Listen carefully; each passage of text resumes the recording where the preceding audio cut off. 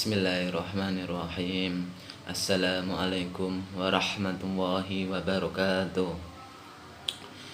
Alhamdulillahirabbil alamin. Wassalatu wassalamu ala asyrafil anbiya'i wal mursalin Sayyidina Muhammadin wa ala alihi wa sahbihi ajma'in. Amma ba'd. Kami sebagai kelompok 5 akan menerangkan tentang qiyas. Qiyas sebagai landasan hukum keempat dalam ilmu fikih. Pengertian qiyas. Qiyas menurut Lughawi adalah penyamaan suatu perkara dengan yang lain. Sedangkan menurut istilah adalah menyamakan hukum suatu perkara yang tidak ada hukumnya dengan hukum perkara yang lain yang telah ditetapkan oleh nas.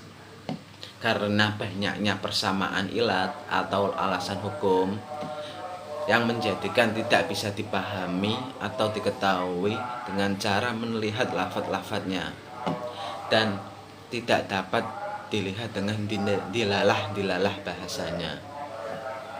Sedangkan qiyas menurut Imam Syafi'i, yaitu qiyas adalah sesuatu yang dituntut atau yang dibahas dengan menggunakan berbagai dalil yang berlandasan dengan Al-Quran dan As-Sunnah. Contoh qiyas yaitu mempersamakan hukum minuman keras dengan whisky, brand bintang dengan minuman al-khamar yang telah disebutkan di Al-Quran, yaitu yas'alunaka 'anil khamri wal maisir, yang mengharamkannya minuman keras atau al-khamar. Jadi whisky dan sejenisnya itu disamakan dengan al-khamr karena alasannya sama-sama memabukkannya. Di sini nama saya Salim Gusti. Di sini saya akan menjelaskan tentang syarat qiyas. Qiyas itu ditegakkan di atas 4 rukun qiyas, yaitu perkara asal, perkara furu', hukum asal, dan ilat hukum.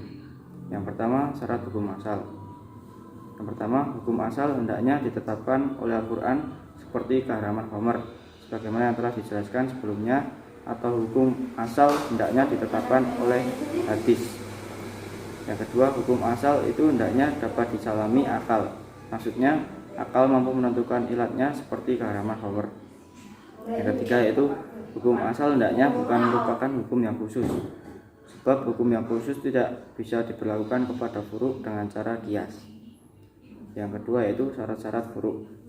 Tidak ada nas dan ijma yang menetapkan hukum furu', sebab qiyas ketika terdapat nas atau ijma yang bertentangan dengannya, maka qiyas tersebut merupakan qiyas yang batal atau fasid dan berdasarkan kepada ilat yang tidak dibenarkan. Yang kedua yaitu antara furu' dan akal harus sama ilat hukumnya. Tidak ada perbedaan antara keduanya, sehingga tidak ada mengiaskan sesuatu dengan berbeda. Kemudian selanjutnya yaitu syarat-syarat ilat yang telah disepakati para ulama usul fikih itu ada 4 macam. Yang pertama, ilat itu berupa sifat yang jelas. Yang kedua, ilat itu harus berupa sifat yang sudah pasti. Dan yang ketiga, ilat itu harus berupa sifat yang sesuai atau munasib dengan hikmah hukum. Dan yang terakhir yaitu ilat itu bukan hanya terdapat pada asal atau pokok saja. Yang selanjutnya yaitu syarat-syarat diterimanya qiyas. Para ulama dan fuqaha telah membentengkan syarat diterimanya qiyas. Di antaranya yaitu yang pertama, qiyas itu dipergunakan bila ada pemecahan masalah di dalam Al-Quran maupun hadis. Yang kedua yaitu ia tak bertentangan dengan prinsip-prinsip agama Islam. Dan yang ketiga itu ia tak bertentangan dengan kandungan Al-Quran dan tidak diperkenankan bertentangan dengan hadis Rasulullah SAW. Dan yang terakhir yaitu qiyas itu berdasarkan pada Al-Quran, Al-Hadis, Al-Ijma secara ketat. Assalamualaikum warahmatullahi wabarakatuh. Nama saya Fauzan Raditya Pratama. nomor NIM 192131024. Di sini saya akan membacakan tentang rukun qiyas. Para ulama usul fikih sepakat bahwa yang menjadi rukun qiyas ada 4, yaitu al-asal, al-faru, hukum asal, dan ilat. Yang pertama, al-asal. Asal adalah sesuatu yang telah ditentukan ketentuan hukumnya berdasarkan nas, baik nas tersebut berupa Al-Quran maupun sunnah. Para ulama menetapkan pula beberapa persyaratannya sebagai berikut. Yang pertama, al-asal tidak mansuh, artinya hukum syara yang akan menjadi sumber penghiasan itu masih tetap berlaku pada masa hidup Rasulullah SAW. Selanjutnya, hukum syara.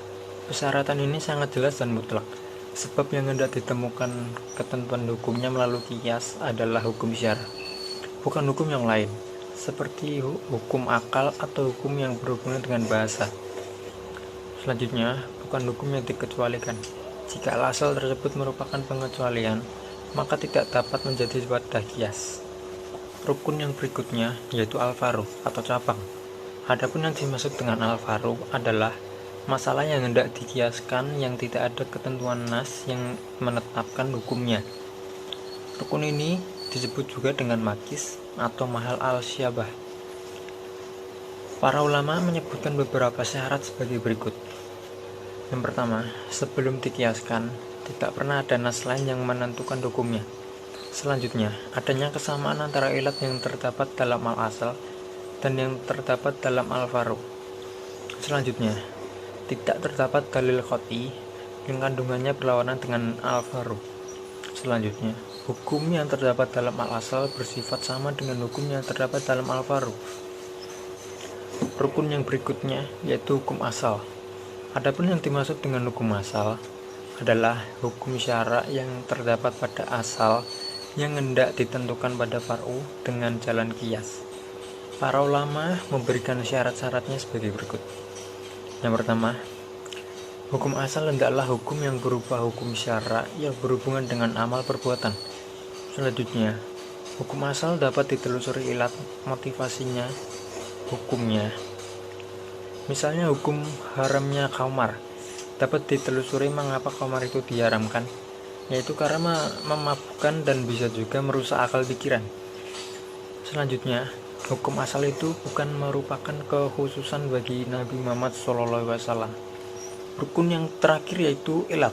Secara bahasa, ilat adalah sesuatu yang bisa mengubah keadaan. Sedangkan menurut istilah dan yang dikehendaki dalam pembahasan ini adalah suatu sifat yang menjadi motif dalam menentukan hukum dan sejalan dengan tujuan penetapan hukum dari suatu peristiwa. Adapun persyaratan yang diberikan para ulama adalah sebagai berikut. Yang pertama, ilat harus berupa sesuatu yang ada kesesuaiannya dengan tujuan pembentukan suatu hukum. Yang kedua, ilat itu harus bersifat jelas dan nyata.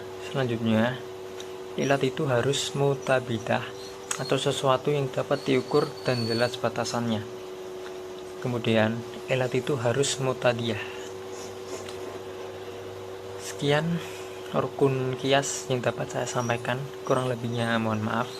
Terima kasih.